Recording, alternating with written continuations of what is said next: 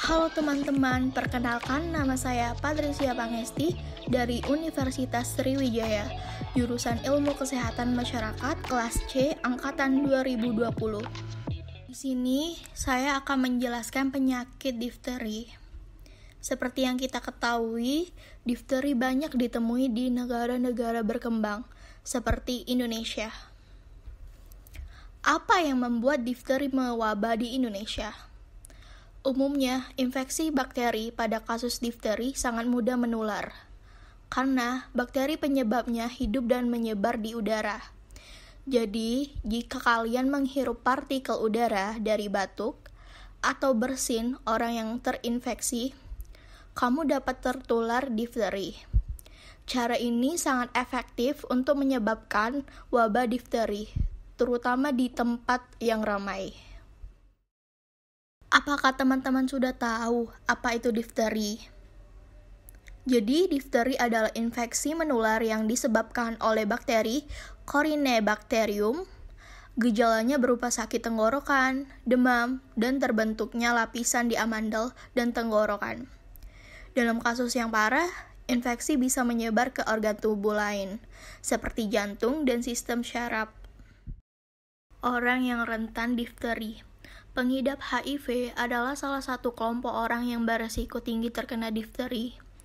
Hal ini disebabkan karena HIV dapat melemahkan sistem kekebalan tubuh pengidap, sehingga pengidap menjadi lebih mudah terserang oleh berbagai bakteri penyebab penyakit.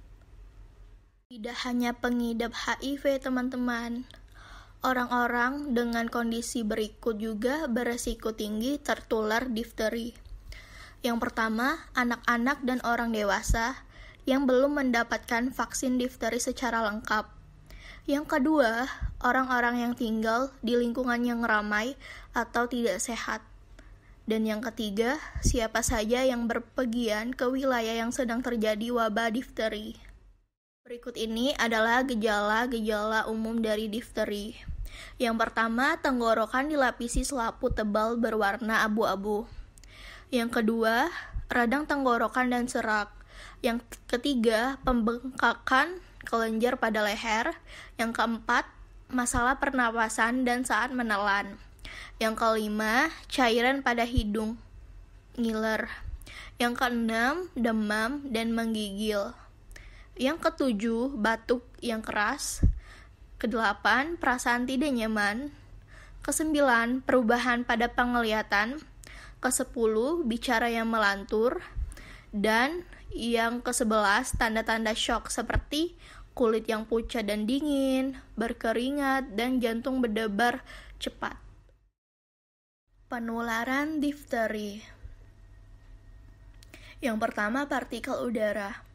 Jika kamu menghirup udara yang mengandung partikel dari batuk atau bersin pengidap difteri, kamu dapat tertular penyakit ini.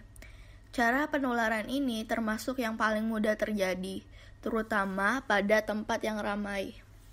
Yang kedua, barang pribadi yang terkontaminasi, berkontak dengan benda-benda pribadi milik pengidap difteri juga dapat menyebabkan kamu tertular penyakit ini.